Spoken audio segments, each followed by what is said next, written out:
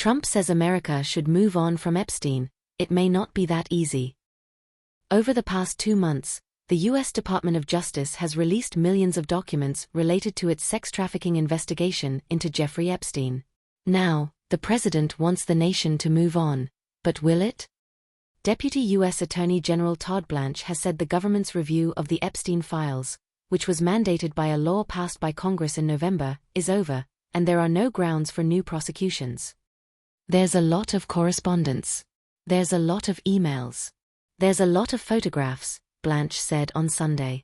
But that doesn't allow us necessarily to prosecute somebody. While the Justice Department's review may be over, on Capitol Hill, the House of Representatives is pushing ahead with its own Epstein inquiry.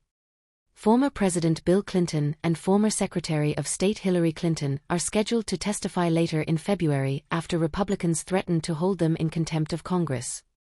Members of Congress and Epstein's victims, meanwhile, are continuing to call for further disclosures, pointing to documents they say exist but weren't included in the released files. It is yet another sign of just how difficult to shake this story has become for those, like President Donald Trump, who are clearly keen to move on.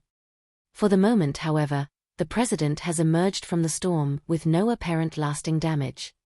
That is not true for some of the other rich and powerful figures whose ties to Epstein were more prominently detailed in the files, and who had continued contact with him long after he became a convicted sex offender in 2008.